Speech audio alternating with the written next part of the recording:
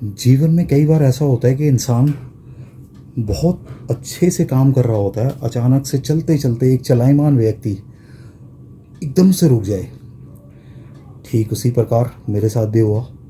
30 अप्रैल को अचानक मेरी कमर में दर्द हुआ और मुझे पैरों से चलने लायक नहीं रहा मैं। 10 दिन हॉस्पिटल में भी रहा मैं, और 10 दिन हॉस्पिटल में रहने के बाद मैंने देखा कि वहाँ का जो सिस्टम था वो सिर्फ उन्होंने बोला कि मेरा सिर्फ ऑपरेशन से ही मैं ठीक हो सकता हूँ।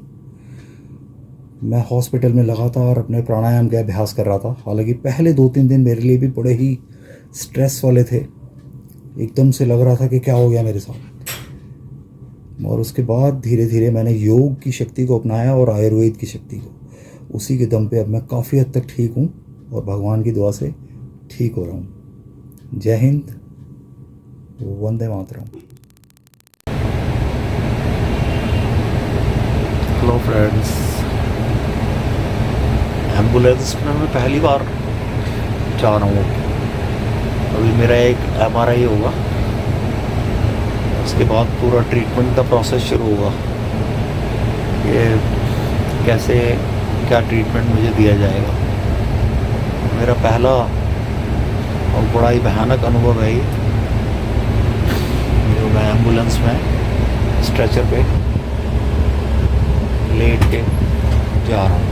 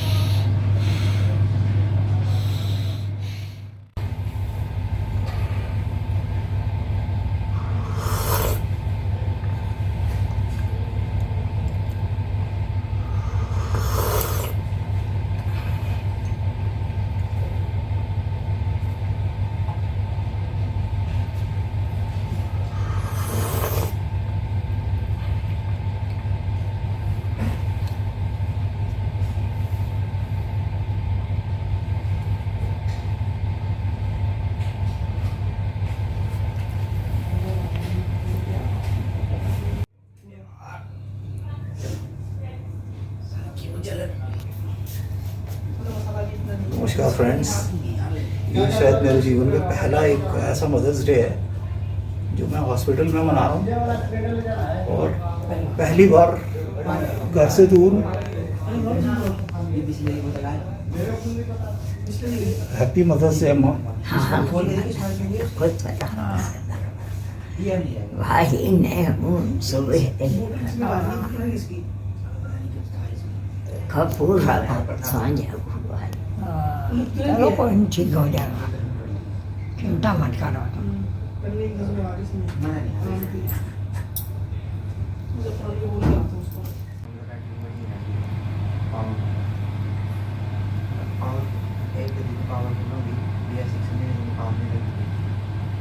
आज कौन रहा है?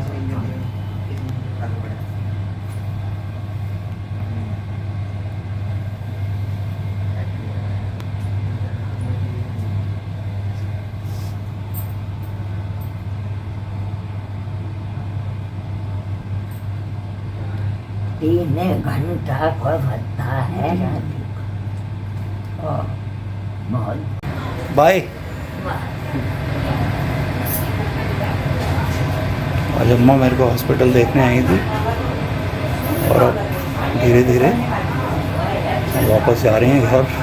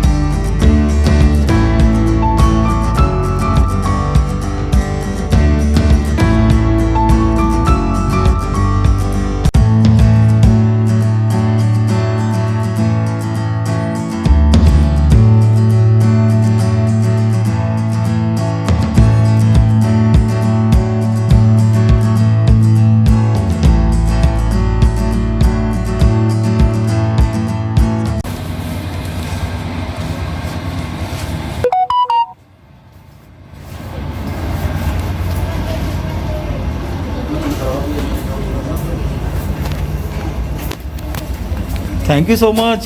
हाँ जी हाँ जी ठीक आप है। सभी का दिल से धन्यवाद। अच्छा, ओके। Thank you. ठीक है, ध्यान रखना अपना। बिल्कुल।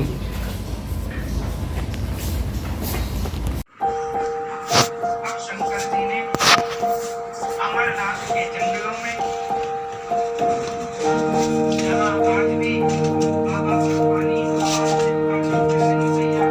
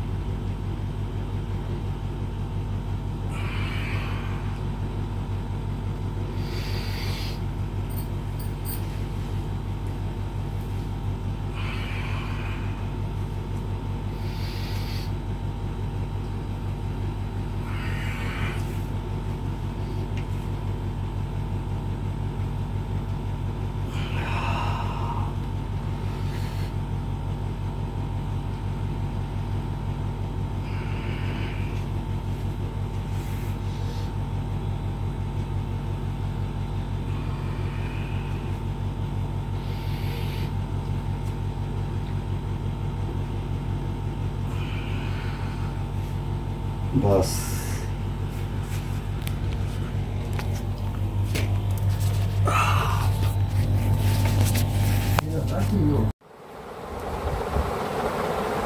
सभी साथियों को ओम नमस्कार और जय हिंद। आज लगभग मुझे 13 दिन हो गए हॉस्पिटल से निकले हुए और 30 तारीख को अचानक मेरी तबीयत ख़राब हुई थी, दर्द हुआ और लगभग दूसरे दिन मैं एडमिट हो गया और 10 दिनों तक हॉस्पिटल में बिताने के बाद मैं निकला और धीरे धीरे अभी भी लाइफस्टाइल थोड़ा सा बदल गया। पहले का जो रूटीन था उससे बहुत अलग है। मैंने जीवन में कभी सोचा भी नहीं था कि ये हालात ऐसे परिस्थिति में मैं आ जाऊँगा। मगर मैं अक्सर कहता हूँ ना कि अगले पल क्या होने वाला है, हमें ये नहीं पता होता कि अगले सेकंड हमारे साथ क्या घटना होने वाली है। तो वही चीज़ है, परमात्मा जो भी करता है वो अच्छे के लिए करता है। तो मैं तो हमेशा सकारात्मक सोच के साथ ही कोशिश करता हूँ कि आगे रहूँ और हिम्मत के साथ डट के उस परिस्थिति का सामना करा जाए। जब भी जीवन में कोई कठिनाई, परेशानी या समस्या आती है तो उससे घबराओ मत, बस अपना प्रयास जारी रखो और उस समस्या से निकलने के लिए भरसक प्रयत्न करो। क्योंकि सबसे जो कीमती चीज़ है वो है हमारी आत्मबल। अगर हम हार नहीं मानेंगे तो यकीनन हम जीतेंगे। और मुझे पूरी उम्मीद है कि मैं फिर से स्वस्थ होऊंगा और मैं अच्छे से फिर से दोबारा मैदान में उतरूंगा। और सभी से मेरे को बहुत प्यार मिला। हॉस्पिटल्स में भी लोग बहुत मिलने आए, काफ़ी लोग घर पे भी मिलने आए।